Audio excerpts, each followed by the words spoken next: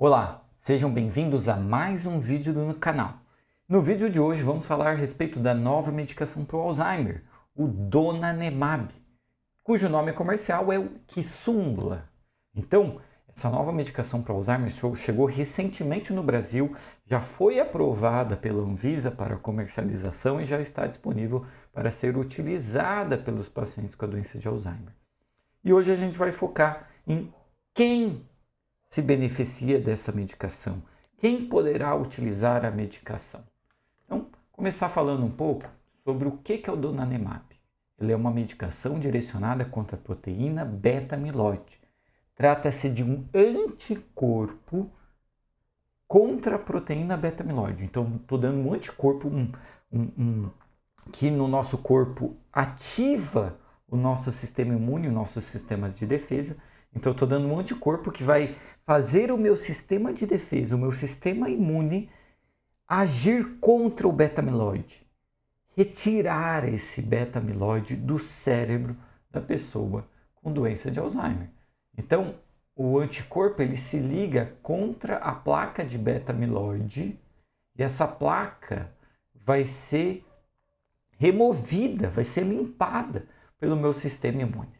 Tal como o nosso sistema imune faz com as bactérias, com os vírus e outros organismos.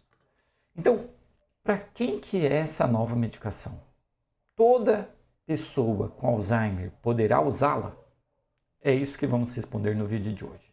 Então, lembrando um pouco da cascata amiloide. Tem outros vídeos no canal que eu falo sobre a cascata amiloide, mas essa é uma teoria que explica as fases de alterações cerebrais que precedem a manifestação da demência de Alzheimer. Então, existe uma série de alterações cerebrais que levam à demência da doença de Alzheimer. A doença de Alzheimer é constituída por uma série de alterações cerebrais que levam a uma neurodegeneração. E as duas etapas mais importantes é o acúmulo da proteína beta-amiloide e dos emaranhados de proteína tau. Então, o acúmulo de beta-amiloide fora da célula produz toda uma alteração dentro da célula, dentro e fora da célula, que prejudica o funcionamento adequado da célula do cérebro.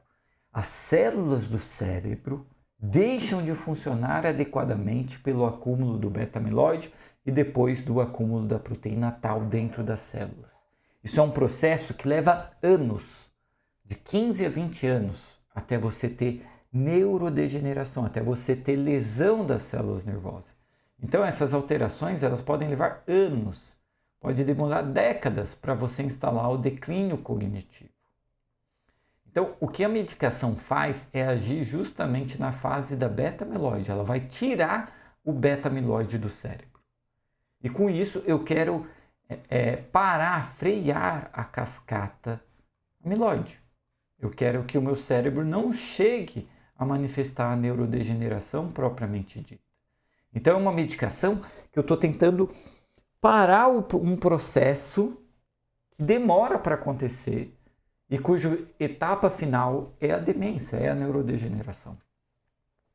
Dito isso, quem se beneficia do uso da medicação?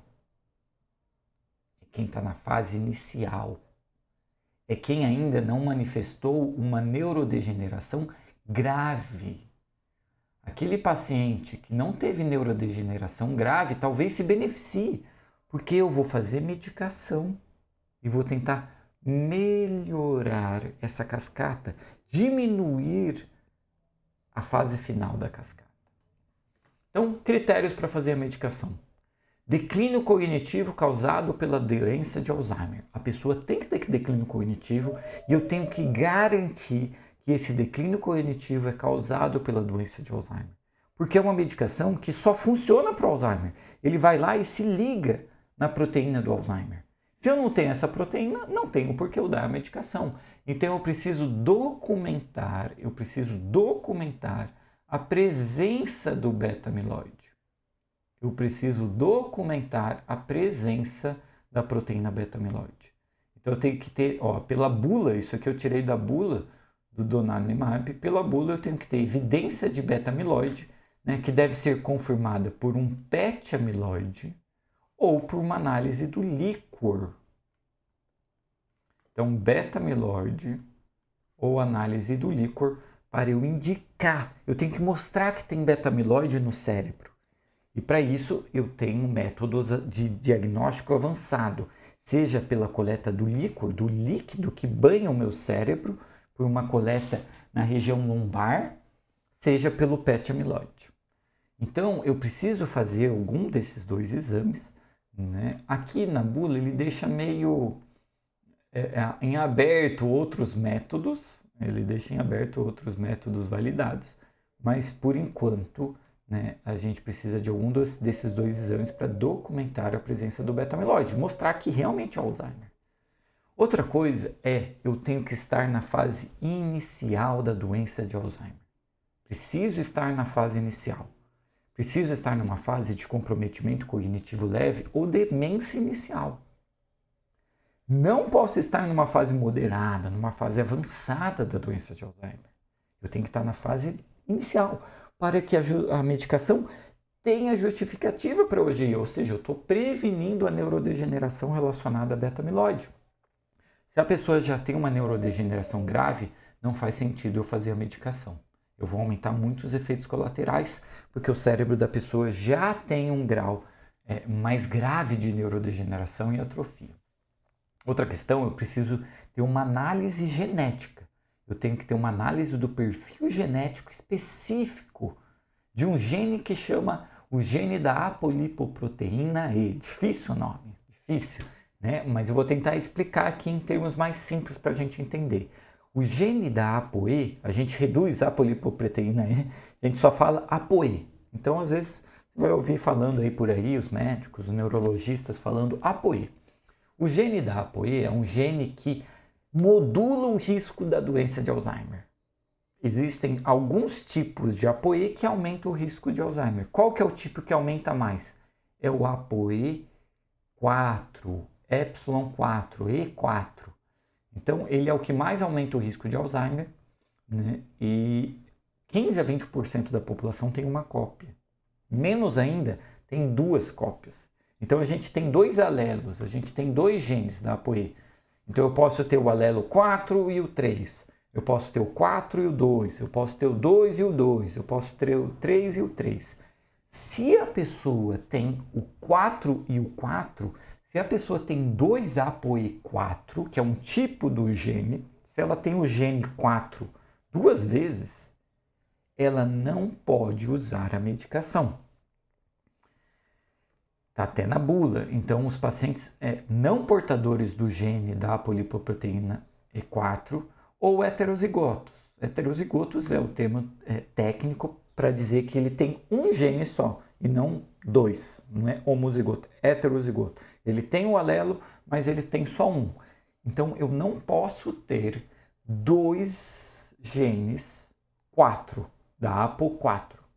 Se eu tenho dois genes da APO4, isso aumenta meu risco de fazer um efeito colateral que é chamado de ARIA.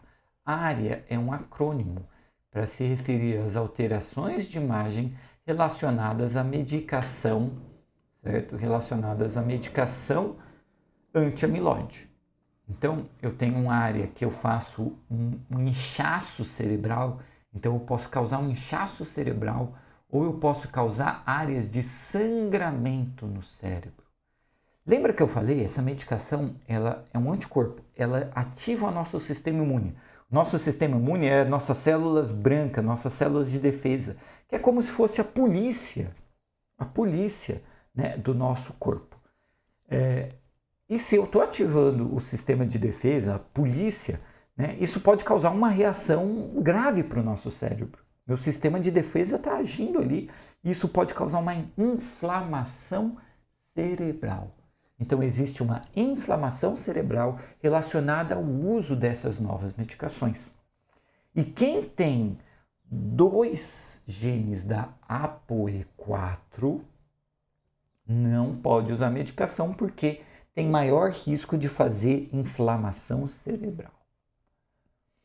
Outra coisa, eu tenho que fazer uma ressonância do crânio e ela não pode ter lesões vasculares. Então, quando eu faço a ressonância do crânio, ela não pode ter microsangramentos cerebrais. Ela não pode ter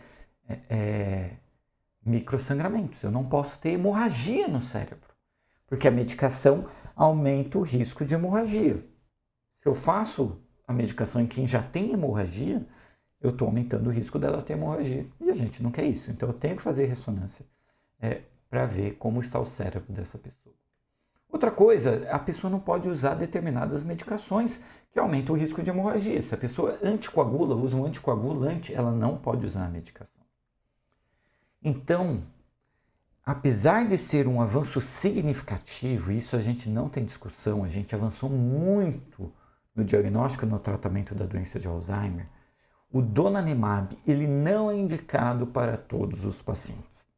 O donanemab não é uma medicação que a gente vai sair indicando. Doença de Alzheimer, toma donanemab. Doença de Alzheimer, toma o donanemab. Não, a gente vai ser criterioso, a gente tem que selecionar as pessoas que vão se beneficiar da medicação e que tem baixo risco de efeitos adversos. Então, essas pessoas elas têm que ter baixo risco de efeito adverso e elas têm que ter alta chance de benefício, porque é uma medicação que tem efeito adverso, que é uma medicação cara, que é uma medicação que precisa de uma monitorização rigorosa. Então, a mensagem do vídeo é entender quem são as pessoas que têm doença de Alzheimer que vão se beneficiar dessa medicação. A gente está aprendendo muito sobre o uso delas, com a aprovação delas aqui no Brasil, né? Embora lá fora, internacionalmente, seja uma medicação que já tenha mais tempo de uso, mas mesmo assim é uma medicação muito recente. Então, eu tenho trazido alguns conteúdos falando, né, sobre o uso desta medicação e a gente estou à disposição para tirar dúvidas. Comente abaixo se você tem algum familiar com doença de Alzheimer, se você tem alguma dúvida sobre a doença de Alzheimer ou sobre essa nova medicação, se você quer que eu faça algum vídeo específico sobre ela, que responda alguma dúvida específica sobre ela, eu fico à disposição. Ative o sininho, inscreva-se no canal, siga a gente também lá no Instagram e fico à disposição. Até os próximos vídeos.